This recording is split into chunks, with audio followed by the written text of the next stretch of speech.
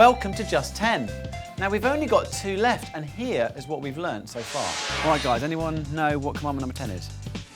Now last week we looked at the 10th commandment, so this week it's number... 11! So today we're looking at commandment number 8, do not steal, or in other words, be trustworthy.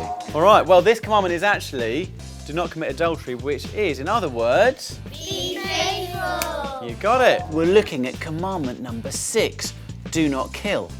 Now hopefully none of you have actually killed anyone. Now today's commandment is honour your mother and father. In other words, be respectful. Today we are looking at the commandment which is all about keeping the Sabbath holy, which basically means have some time out, chill, or in other words, be still. We're talking about the words that we use and about how actually it's important not to misuse God's name, or in other words, be careful.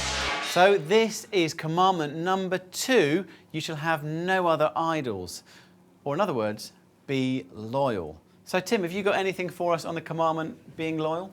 Do you know, I really have. Did you know that when you blow bubbles, that all the bubbles that come out are all different sizes, but they are all exactly the same?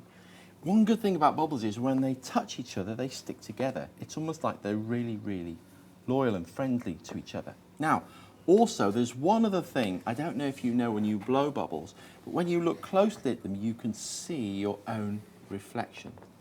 Did you know that? Have you ever seen that? Now, has anyone ever tried to grab a bubble before? Yeah? When you try and grab a bubble, what happens? It pops. It pops, doesn't it?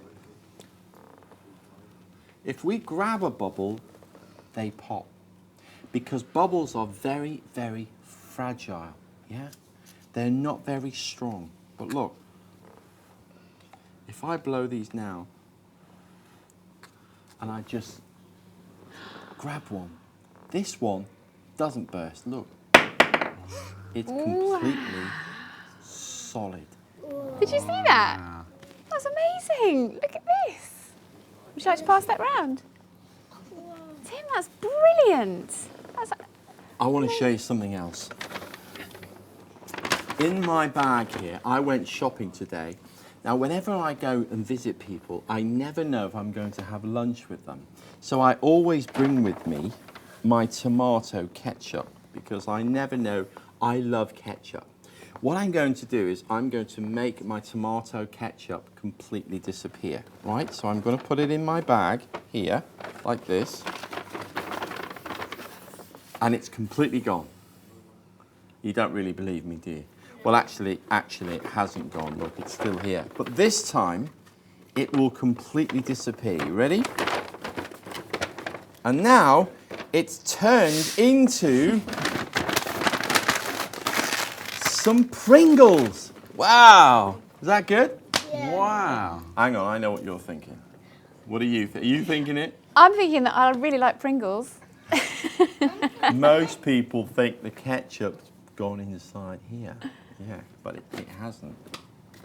You see, whenever I do this little trick, my ketchup bottle never lets me down. It's very loyal. And as you can see, Look at that. there, look, no ketchup bottle. Wow, that is amazing, Tim. Absolutely incredible. And it's really interesting because as we look at this commandment, it can be caught up in image. We can try and make things, make us feel good. And like that thing of blowing bubbles and seeing our image, we can try and get caught up in that. But actually, you know what? You showed us that the tomato ketchup changed into the Pringles. But you know what? God never changes. And that's the great thing about being loyal to God. Being loyal to God, and this commandment is basically all about saying we're on God's team. We're going to live life with God and we're going to be loyal to Him. It's a hard one to explain, but it's a great one to explore. And it's time for you to do that wherever you are right now.